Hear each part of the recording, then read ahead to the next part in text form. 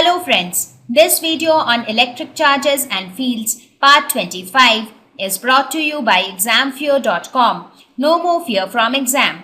Please make sure that you have watched all the videos till part 24 before going ahead with part 25. So let us start with the axial point.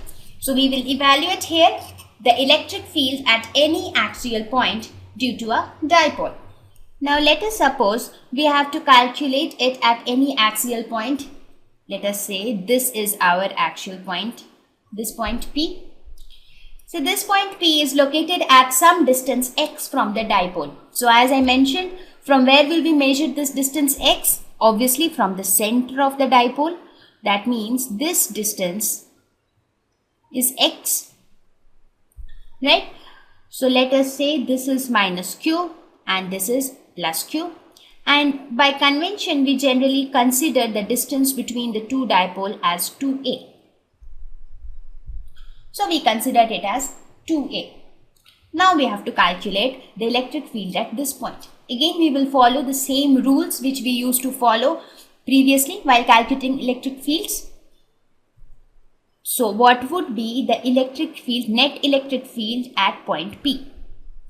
So the net electric field would be because of this charge as well as because of this charge. So let us mark this position as A and this position as B. So we have to calculate the electric field at P due to A, and we will also calculate the electric field at P due to B. I mean we are following the same steps or the same sequence as we did during calculating electric field at other points. So electric field at P due to A is equal to KQ divided by R square. What is R? R is the distance between P and A. So looking at this diagram, you can see distance between P and A is X plus A. This distance is A, right? So it is X plus A whole square, right? What would be the direction of this electric field?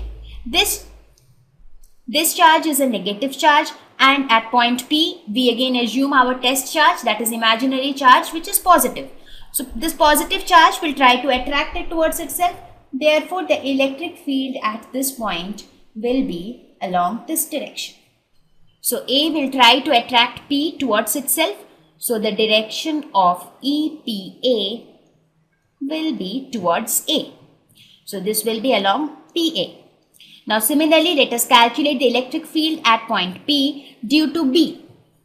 So this will be KQ divided by what is the distance between point B and point P? It is nothing but X minus A whole square, right?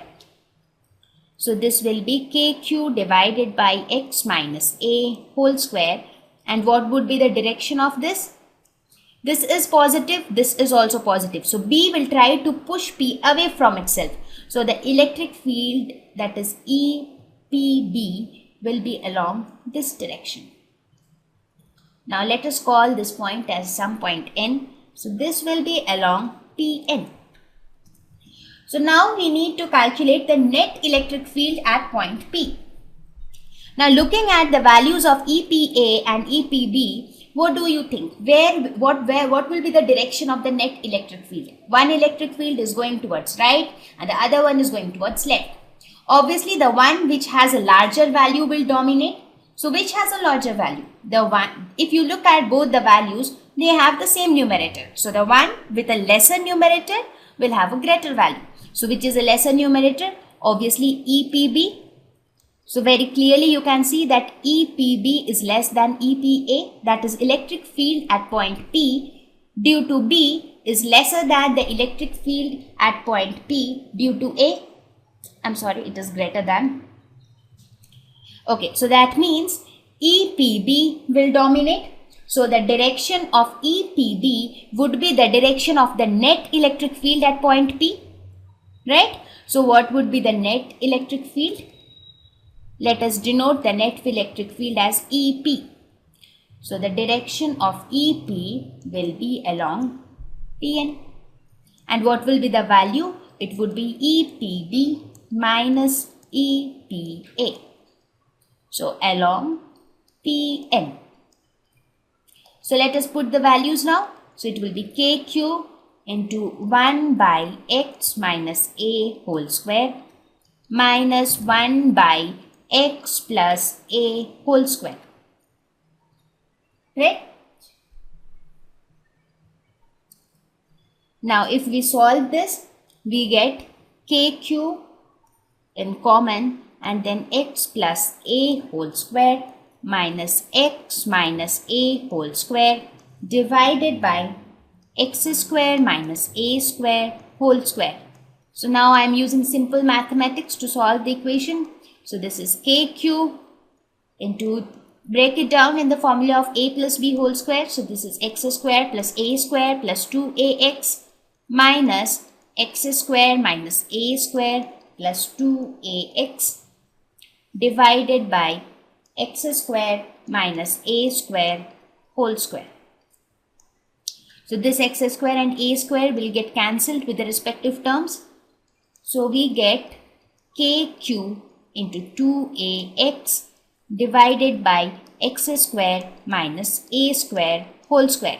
Now if you look at it, q multiplied by 2a, that is product of either charge into the perpendicular distance between them. What is that? That is nothing but dipole moment. So we can replace it with dipole moment p. So this is kpx divided by x square minus a square whole square. Right? So this comes out to be, I'm sorry, I think I missed out a factor 2. 2ax plus 2ax was 4ax, right? So there was another factor of 2.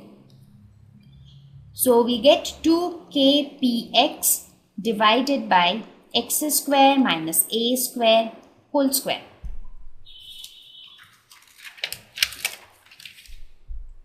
Therefore, we can say that the net electric field at an axial point is given by this expression. And what would be the direction of this electric field? It would be along Pn. That is the same direction at which the electric field due to B exists. Right? So if you look at it, the approach of reaching to the expression for electric field still remains the same. There is nothing new. The only new thing that was introduced was the dipole and how to measure the distance from a dipole.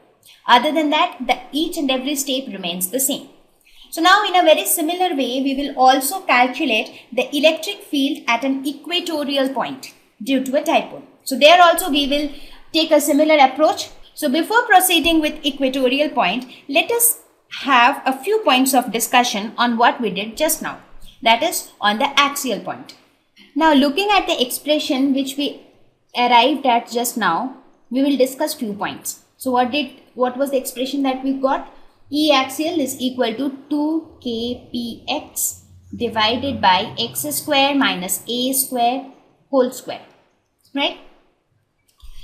Now, what happens if x is very greater than a? That means if the point where we want to calculate the electric field is at a very far off distance from the dipole. So what would be the value of the electric field that time? In that case, if you look at this in the denominator, since x is very greater than a, so you can just ignore the term a, right? Because a very small term getting subtracted from a very large term, it doesn't make much difference to the large term. So we can write this E axial as 2kpx divided by x square whole square. So this becomes equal to 2kp divided by x cube. So this becomes the value of electric field in that case. So what are the results that we arrive at here? That electric field is inversely proportional to x cube. That means as the point where we want to find the electric field is moved away from the dipole, the electric field at that point decreases. That is very obvious as well, right? If as you go away from the dipole, the electric field will keep decreasing. And ultimately, if you go to a very far off point, the range of the electric field will get over. So you will not experience any electric field at all, right? So as you go away from the dipole, the electric field will decrease. And We also observe that E is directly proportional to P. That is, as the dipole moment increases, the value of electric field at any point also increases. So the dipole moment also contributes to the value of the electric field. And what about the direction? Now, as I already mentioned, the direction of dipole moment is always from minus Q to plus Q. And so is the case for the electric field in this case. But here I am talking about only this case when I am talking about an actual point. Thank you. Please visit examfear.com to watch free educational videos, try free online tests, get the best quality study materials, study from the best tutors and mentors, and much more. Thank you once again.